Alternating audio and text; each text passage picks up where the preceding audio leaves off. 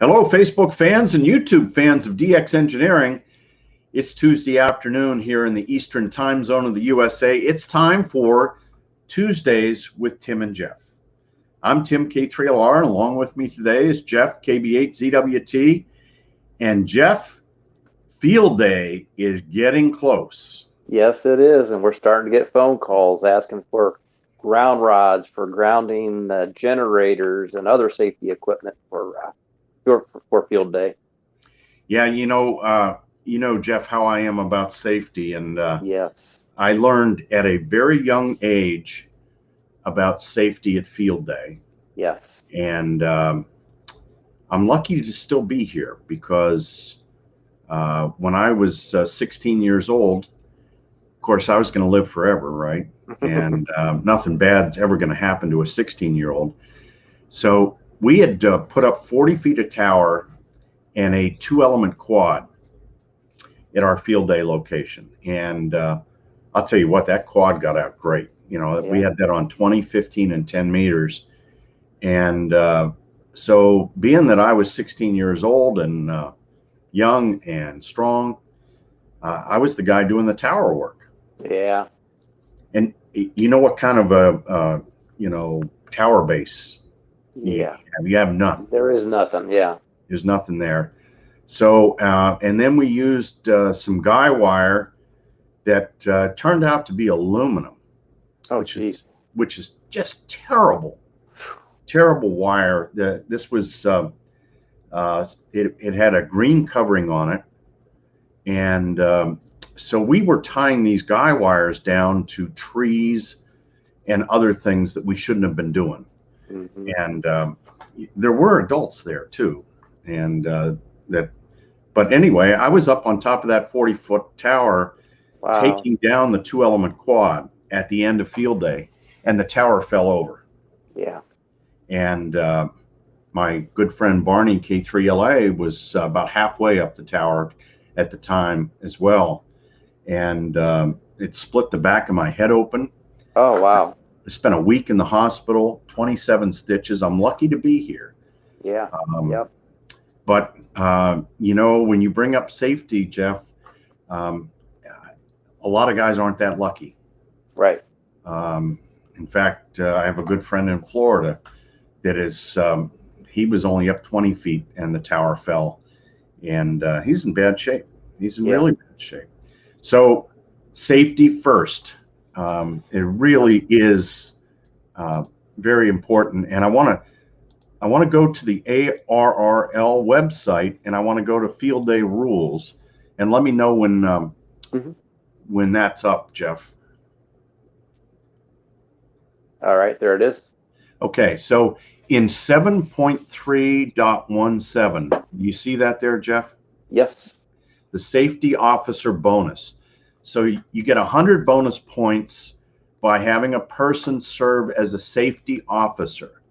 And that person must verify that all safety concerns on the safety checklist, which is in the ARRL field day packet, have been adequately met.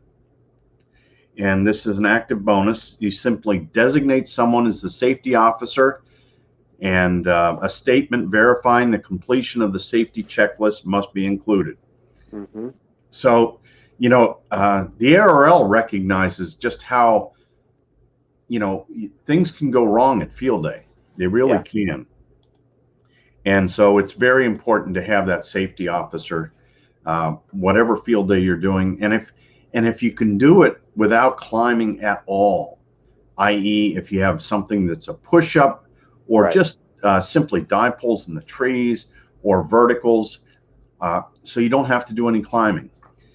Towers are hard enough when they're in concrete. Right.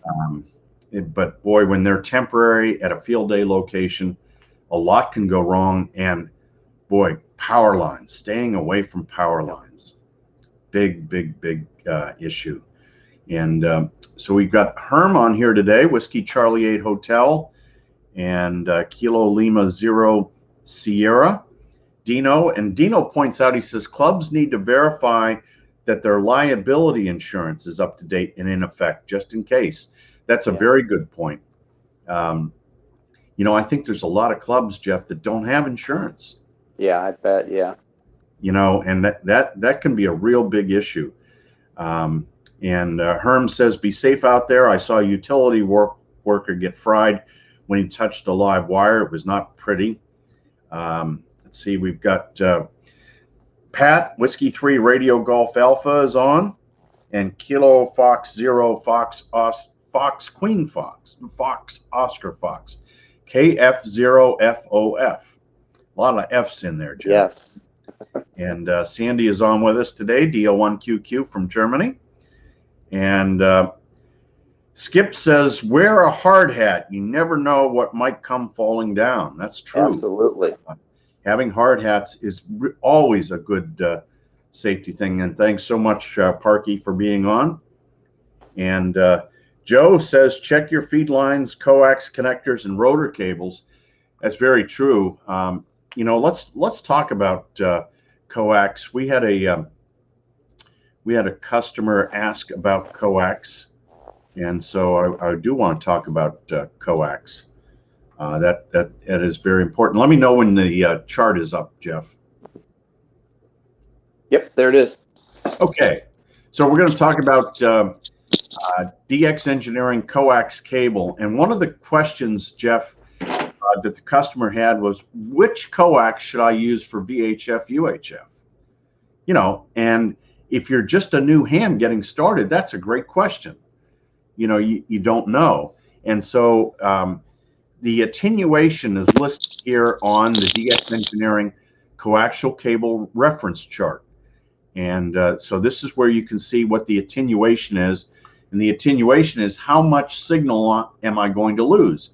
And of course, you lose that signal on transmit and on receive because you're using the same coax for both. Mm-hmm. And so something like RG58 or LMR 240, you don't want to use on VHF or UHF. The smaller coax has higher loss. And so here's the RG58. You don't want to use that on 2 meters or even 440. Right. At 2 meters, it's got 4 dB of loss. And then if you go up to the 400 max, there's 1.8 dB of loss per 100 feet for the 400 max. So you've got more than half the signal loss in dB. So these DX Engineering coaxial cable reference charts are so important when you're planning your station. Make sure that you use the right size. Even RG8X up at 150 megahertz, Jeff, you know, look, 3.8 dB of loss. Wow. Yeah. So you don't want to have that. So it's best to always check these charts. There's a lot of charts on the DX Engineering website, and there's a DX Engineering tricked out hat, and I have a visitor check that I didn't safety first. Be here. Socks, what are you doing here? You need to get down, Socks. Socks. Boy, we're going to get all kinds of ratings today. I guess I could bring the border collies upstairs here. Normally, I close the door, but she got me going. Let's see here. Let's see. We got Mark. Dad, and Mark's dad was K5YAA, one of the nicest guys you'd ever want to meet. And very sad, Mark, that your dad is now a silent key.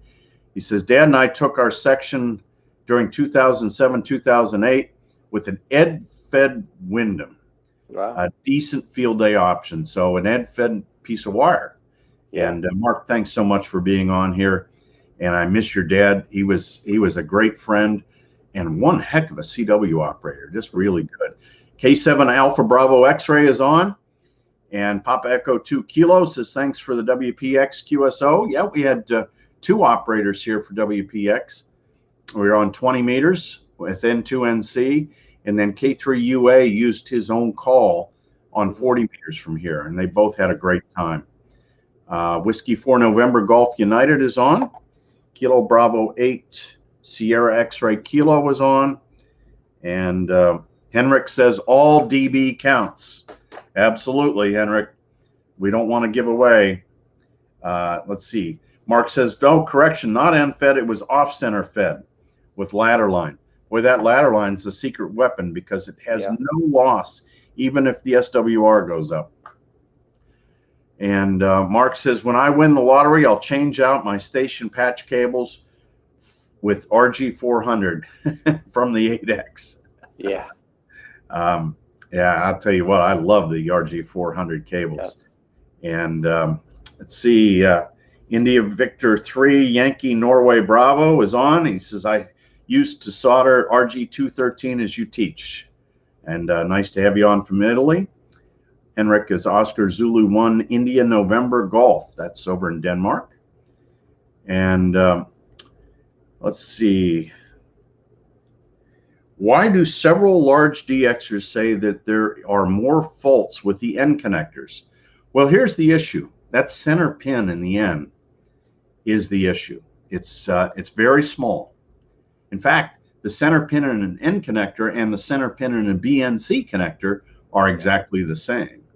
And the issue is, especially with the old style end connectors, the pin is not captive. So when the coax center conductor moves, and it does move, it can pull out. And I have seen that problem over and over and over. The other issue is any kind of moisture will cause a failure in the end connector. And so we stay away from ends. It's now if they're on the end of hardline because the center pin is captive, that's okay. And Jeff, remind me, we can do a whole segment on what the end connector is, the UHF connector, the PL259, right. And of course the more popular now connector, the 716 DIN. Mm-hmm. And let's see, your tall guy is on today too. K3STL, Jeff, Oscar Zulu 4 Papa Alpha Tango, and let's see, Papa Alpha 3 Foxtrot X-Ray Oscar is on. And see, WD8NBN, Robert the Traveler. And Danny says, let's see, one thing we have discovered is with our guy wires, we have colored fluorescent yellow paracord on the wire. We cover the guy wire with swimming pool noodles, which keeps people walking around safe. Got to be very careful with the guy wires. And Mel, November Echo 9 Alpha, good to work you in the WPX. And Hector, so glad we'll be here hearing the discussion, getting ready for direct burial of 120 feet of coax for HF in the next few days. That's Kilo Bravo 4 Lima Oscar Alpha. And we've got Germany 7 Whiskey Alpha Quebec from England on as well. Any plans on the radio this week, Jeff? I got quite a bit of yard work I need to get done, but I do want to try to get, we got a camping trip coming up, so I'm going to get the 891 out and the MPass 2.0 up, check things out, get it loaded up in the camper. Well, that FT891 is a great radio, especially for your camping. You know, it is. It's really good, and of course, you know, you got to check things out because you can never assume that you go out camping and everything's going to work. Absolutely. Yep. I'm going to check my feed line and all that stuff, make sure there's no damage to it. But we're probably going to check it out all this weekend. Good. Good. Well, we've got Father's Day coming up soon, so yep, you know, that'll be good as well. Well, Jeff, I asked for a 705, but I don't know. Well, we have to see if we can make that happen.